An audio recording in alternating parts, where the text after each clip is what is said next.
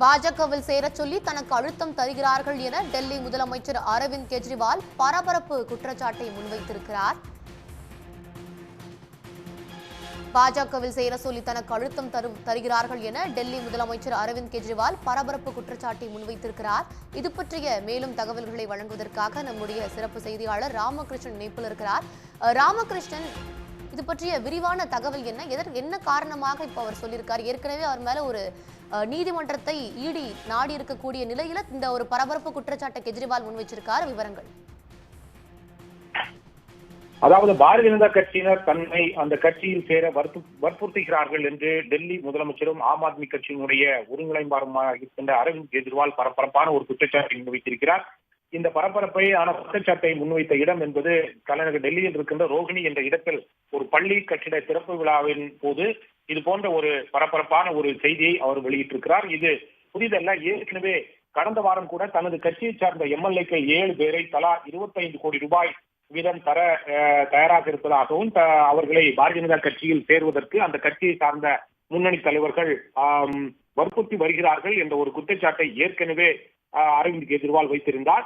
அதைத் தொடர்ந்து இது போன்ற ஒரு புதிய குற்றச்சாட்டை வைத்திருக்கிறார். தன்னை ஒரு கட்சியை சேர்ந்த தலைவராக இருக்கின்ற தன்னை பாரதிய ஜனதா கட்சியில் சேருவதற்கு அந்த கட்சியை சேர்ந்தவர்கள் வற்புறுத்துகிறார்கள் அல்லது அழுத்தம் தருகிறார்கள் என்ற ஒரு குற்றச்சாட்டை பரபரப்பாக வைத்திருக்கிறார்.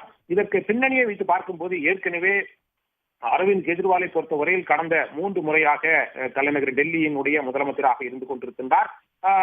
தற்போது இந்த பாரதிய ஜனதா கட்சியை சேர்ந்தவர்கள் ஆம் ஆத்மி கட்சியை எப்படியாவது ஒழித்துவிட வேண்டும், தலைநகர் டெல்லியை அடுத்த தேர்தலில் எப்படியாவது வென்று ஆட்சி பிடிக்க வேண்டும் என்ற ஒரு நோக்கில் இருந்து கொண்டிருப்பதாக ஏற்கனவே அரவிந்த் கெஜ்ரிவால் தொடர்ந்து கருத்துக்களை தெரிவித்துக் கொண்டிருக்கிறார்.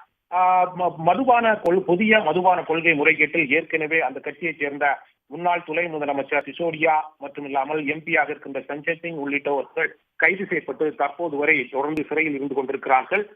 மணீஷ் சிசோடியாவை பொறுத்தவரையிலும் இது போன்ற ஒரு கருத்தையும் அவர் தெரிவித்திருந்தார். பாரதிய ஜனதா கட்சியை சேர்ந்தவர்கள் தன்னை அந்த கட்சியில் சேருவதற்கு தொடர்ந்து அழுத்தம் கொடுத்து வருகிறார்கள், வற்புறுத்தி வருகிறார்கள் என்ற ஒரு குற்றச்சாட்டை அவர் ஏற்கனவே வைத்திருந்தார். எனவே இன்றைய தினம் ஆம் ஆத்மியினுடைய ஒருங்கிணைப்பாளர் அரவிந்த் கெஜ்ரிவால் வைத்திருக்கின்ற இந்த குற்றச்சாட்டு என்பது புதிதாக நமக்கு எடுத்துக்கொள்ள முடியாத ஒரு கருத்தாகவே இருக்கிறது. இது எதற்காக இது போன்ற நடவடிக்கைகளை பாரதிய ஜனதா கட்சி இறங்கி இருக்கிறது என்றால், அரவிந்த் கெஜ்ரிவாலை பொறுத்தவரையில் இந்த மதுபான கொள்கை முறைகேட்டு வழக்கில் ஏற்கனவே துணை முதலமைச்சராக இருக்கின்ற சிசோடியா, எம்பி சஞ்சய் சிங் ஆகியோர் கைது செய்யப்பட்டிருக்கிறார்கள். தன்னையும் இந்த வழக்கில் ஜோடி சேர்த்திருக்கிறது பாரதிய ஜனதா கட்சியினுடைய அரசு.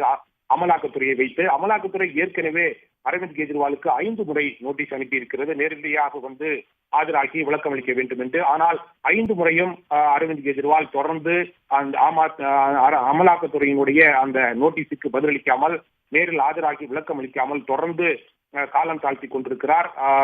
ஆனால் அமலாக்கத்துறையை வைத்து தொடர்ந்து இவரை கைது செய்ய வேண்டும் என்ற ஒரு நடவடிக்கையில் இறங்கி இருப்பதாக பாரதிய ஜனதா கட்சி மீது தொடர்ந்து அரவிந்த் கெஜ்ரிவால் குற்றம் சாட்டி வருகிறார்.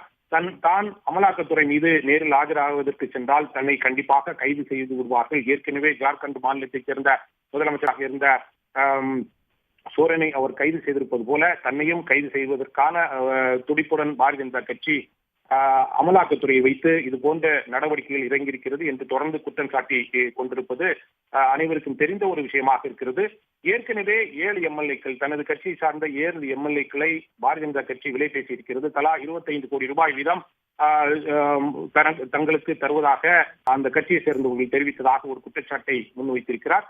இன்றைய தினம் தன்னையே வந்து பாரதிய ஜனதா கட்சியில் சேருவதற்காக பாரதிய ஜனதா கட்சியை சேர்ந்தவர்கள் அழுத்தம் கொடுத்து வருகிறார்கள் என்ற ஒரு புதிய குற்றச்சாட்டை அவர் முன்வைத்து வருகிறார். இதற்கு பின்னணியாக பார்க்கப்படுகிறது, எப்படியாவது பாரதிய ஜனதா கட்சி தலைநகர் டெல்லியில் ஆட்சி பிடிக்க வேண்டும். அடுத்த ஆண்டு 2025ஆம் ஆண்டு தலைநகர் டெல்லியில் தேர்தல் நடைபெற இருக்கிறது.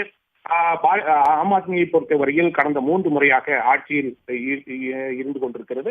எப்படியாவது ஆம் ஆத்மி கட்சியை தோற்கடித்துவிட்டு தங்களது ஆட்சியை நிலைநாட்ட வேண்டும் என்ற ஒரு துடிப்புடன் பாரதிய ஜனதா கட்சி தலைவர்கள் ஈடுபட்டுக் கொண்டிருக்கிறார்கள். இது மட்டுமில்லாமல் வர இருக்கின்ற நாடாளுமன்ற தேர்தல் என்பது நெருங்கி கொண்டிருக்கின்ற இந்த சூழ்நிலையில் பாரதிய ஜனதா கட்சி எப்படியாவது 7 தொகுதிகளையும் தலைநகர் டெல்லியில் பிடிக்க வேண்டும் என்ற ஒரு துடிப்புடன் இருப்பதாகவும், அதற்காக ஆம் ஆத்மி கட்சியினுடைய ஒருங்கிணைப்பாளரும் டெல்லி முதலமைச்சருமாக இருக்கின்ற தன்னை கைது செய்தால் மட்டுமே இது நடக்கும் என்ற ஒரு முனைப்புடன் பாரதிய ஜனதா கட்சியை சார்ந்தவர்கள் ஈடுபட்டுக் கொண்டிருக்கிறார்கள் என்ற ஒரு குற்றச்சாட்டையும் அரவிந்த் கெஜ்ரிவால் வைத்திருக்கிறார்.